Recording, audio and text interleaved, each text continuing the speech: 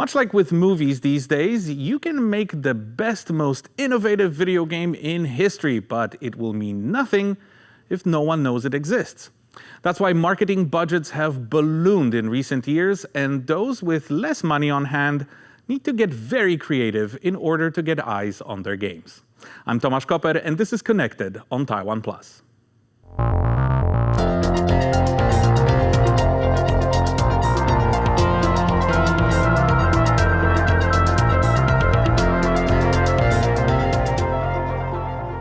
Joining me in the studio today for a rundown of marketing buffs and debuffs are two MVPs of the industry. From Warsaw, we welcome Paweł Miechowski, a writer and communications and brand partnership expert from 11-Bit Studios, famous for titles like This War of Mine, Frostpunk, and most recently, The Alters. And from Taipei, Iain Garner, the CEO of Neon Doctrine, a video game publisher helping smaller developers from Asia bring their games to international audiences. So, Paweł, how much money does it cost to market a AA title these days? Oh gosh, that is a very hard question. So basically, this is not a rule, but looking at the numbers, we used to, in the past, we used to have very small budgets, actually. I'd say even below 10%. It started of the entire project. It started to rise when the market was shaping and changing.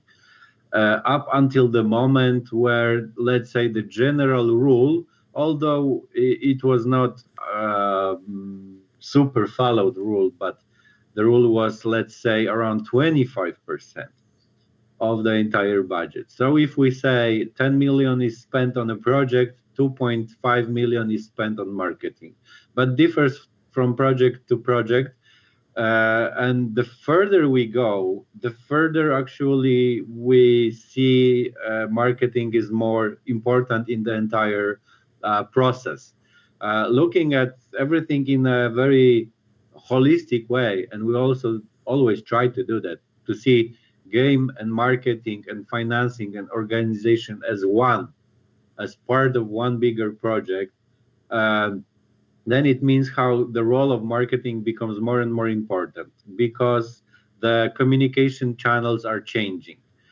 Back in the days, games media was the thing, like GameSpot or IGN or Green Online in Poland.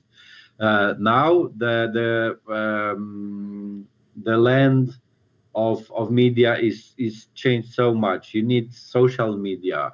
There's a new form of media every year. There was no TikTok a few years ago, and now it's dominating. You have streaming. You have streaming on platforms such as Steam. There are new forms. Plus, you need to be creative in your marketing. You need to think what you want to communicate. I remember back in the days, a solidly well-done game was enough. Now it's not enough. Now you need to think how marketable it is. So first thing we do when we sit down to an idea, we think how marketable it might or might not be. And then where to use resources. Because even if we don't have budget for that, and you can market a game without a budget, that's surely doable, but you need to spend time on it. You need to sit on Reddit and write to people. You need to talk to your community on Steam. You need to think what to show them and how communicate and what is actually your target. I mean, who is your player and why he or she would like to play your game. Anyhow, that takes time and resources. So I think going below 25% is, of course, doable, but I'd say that's a rule. I heard, though, that in a AAA market, marketing is already half of the budget. And that's what they say in Poland. It was given in the report by CD Projekt, so I may make a mistake in that or that direction, but I think what I read is the budget behind Cyberpunk was 1 to 2 billion Polish zloty, which is roughly $300 million. And half of it was spent on marketing. So that shows the scale what AAA needs to market the game. In the AA, I think that's easier, but still, you need to show on Gamescom. You need to show from time to time on PAX and Tokyo Game Show. We actually have been present on Taiwanese shows as well. We couldn't come this year, but we'll see what happens next year. But traveling, meeting people, even if you don't have a booth, you need to spend time on talking to the journalists. You need to spend time on writing email to each streamer. All of those takes time, and as the English saying is, time is money, which is true, I believe. This means that there's a solid amount of budget you will just need to spend. But Tomasz, that's an overstatement with this 25%. I just want you to understand me clearly that you just need to keep in mind that you're gonna spend time for marketing. If you don't have financial resources, it's gonna be your work that you just spend. And the bigger the AA project, and sometimes it's, I don't know, like in our case, 70 people.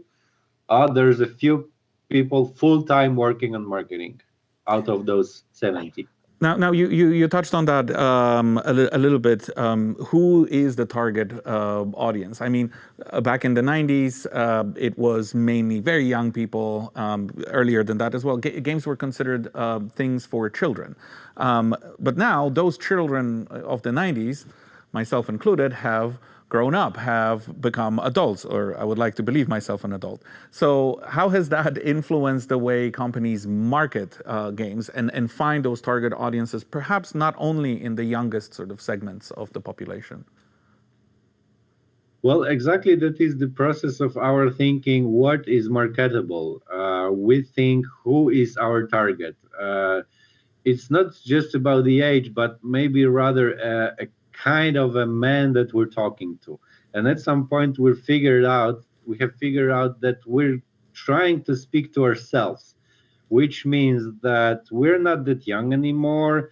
We are mostly 40 something, some of us are 50 something, and we have children, and we don't have that much time for playing, but we still love playing. So we'd like to make games for ourselves, which means that our target is a lady or a man, 30, 40 something, having 2-3 hours a day for playing at most. Maybe it's just 5 hours a week. So we're gonna produce games that will give you 5, 10, maybe 15 hours experience, sometimes longer, but still valuable, worth your time, and yet be something more than entertainment. So, okay, if I want to watch a comedy, I'll go to the cinema. I'll see a comedy, but I also want to see something more, thought-provoking from time to time. And I require this from games. Okay, there's the entertainment, but I want something more meaningful. So this is how 11-bit started to think and create games that we would like to play ourselves, and that maybe someday that we would like to show them to our children. Hey, look at this, I'm proud of it. And it turned out that was a good thinking of finding the proper target. And even when I remember we went to PAX a few times, most of the audience mostly interested in our games were exactly people like us. So like-minded, similar age, similar vibe, I'd say. So our target are, people like us. But of course, I am kind of, squeezing a longer process of thinking into short messaging. But we are thinking who is our target, what kind of games they would like to play, not necessarily a genre, but more like what time they would like to have, how much time they can spend, where they find games. Because in our case, mostly our player is on Steam and Nintendo Switch, more than Xbox or PlayStation 5, and we learned it hard way because we've spent a ton of time creating content for those platforms, and still we have better sales on Switch. So this is where we are now thinking more, especially having new Switch on the market. I'm actually having high hopes for this one. Ian, what can developers who don't have deep pockets, who are starting out, who are on the smaller sort of side of that spectrum on the market, what can they do to market themselves or market their games to their target audiences? I mean, they need to include that thought process from the very beginning. I think that's one of the things that we often see with younger developers is that they are developers, right? They're artists. It's like Vincent van Gogh, right? Nobody ever asked him how he was going to sell his paintings. He just wanted to paint. And that led to him being very poor in his lifetime, unfortunately. So I think we have that same kind of issue with most indie devs. They want to develop. They want to make beautiful art. They want to create interesting mechanics. They want to kind of create. What that also means is that a lot of them really have no idea or no interest in figuring out how to market their games and figuring out how to actually get people to pay attention to their games, and that thought tends to come later. I thought what Paul said is incredibly important. Like, when you sit down to have an idea, you shouldn't kind of just go, is this a cool idea? You should go, is this a cool idea? And can I sell it? Can I explain it? How do I show this idea in a way that people can respond to it, react to it? Does it create an emotional resonance with them? Like, what is the feeling that we are trying to inspire with this mechanic, and how do we capture that and display it? Especially when most people are scrolling through Twitter, Blue Sky, TikTok at 1,000,000 miles an hour, and you're trying to capture them. I mean, you can put like a 90-second trailer out there, but if it doesn't grab them in the first 3 seconds, in fact, probably 2, they just go straight past it and they never look back. So there's this so you need to be creating almost from the beginning, like, how do I make something that is going to appeal to people? I think that is a problem that we all have. I mean, I have been guilty of this myself. I have worked passionately on games that I find extremely incredible, but it's very hard to explain why, and I suffer that later on. But I think that's just part of it. There is this inherent conflict between art and money, right? Like, the two things are not comfortable bedfellows. And it's our job to try and figure out how to make them as comfortable as possible. But for a developer who's just starting out, I would say when you're looking at that mechanic, one of your first things you'd say is like, how can I explain it? Because one of the things that I always have with developers is when I say, okay, tell me about the game, and it's like a deer in the headlights. They don't know what to say. Like, they're like, well, it's got this, it's got this, it's got this, it's got this. And that to me is like the first red warning flag. If you can't kind of tell me why your game is awesome in like 30 seconds, it's really hard for me to latch onto it. It's really hard for me to be convinced that why your game is really cool. One of the games that we're working on right now is called Athanasia. And we describe it as a fusion of Dino Crisis and BioShock. And everybody immediately goes, oh, yeah, that sounds pretty cool. Like, it's an immediate reaction that we get from saying that. And it sounds like one of those things, it's like a really simple thing to like throw out, but it's really hard to actually distill that. And of course, that language only works for people who are familiar with those franchises. So you then need to have like, okay, well, how do I describe it to people that don't know what BioShock is? How do I describe this to people who don't know, who like dinosaurs only? And so that you just have to have those conversations, and you need to be building that into your game mechanics. One of the things that I always do with our games, and I've always done from day one with Neon Doctrine, is that we basically tie our marketing to our development. which it turns out is pretty unique. Like, I didn't realize this at the time because it was just seemed natural to me. But it was basically like I broke down a project into milestones. And then I basically had like marketing beats tied to those milestones. It was like, when we complete this, can we show it? How do we show it in a way that's interesting? How do we explain it to players? And that was really cost effective because you're essentially killing two birds with one stone, right? You're developing the game forward, but you're also saying, well, how do I explain each part of this game? And that became my campaign. I didn't think about it in those terms because I'm nowhere near as professional as Paweł is, but that's how I structured it. But it worked out pretty well, and I think that's the type of thing that indie devs need to think about. It's like, how do you include marketing as part of your development process? Because if you try and like add a marketing team to a indie developer, it will not work. You need to kind of be able to do that from the beginning. And if you are not capable of doing that, you need to find somebody that is, because marketing, community development, social media management, these are as integral to game development as they are as coding is.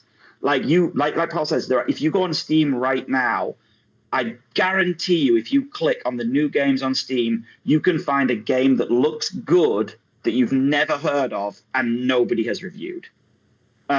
Because there are loads of amazing people out there making cool, interesting, sometimes downright incredible games that nobody plays. Well, nobody knows about them. Let me just add on top of it that this is exactly our thinking. Marketing is part of the development, and really many teams don't understand that. They make a game and they think that it's like a cake, and then you add cream on top, and that cream is marketing, and that makes it so special and extra. And it's not like that. It's integral part of the development, and this is exactly our way of thinking at 11-bit. Gentlemen, we're almost out of time, so lightning round, gamer to gamer to gamer. What's one thing that you are excited about in the coming few years when it comes to either genres, the technology, how we interact with games, mechanics? What's got you going? Paweł.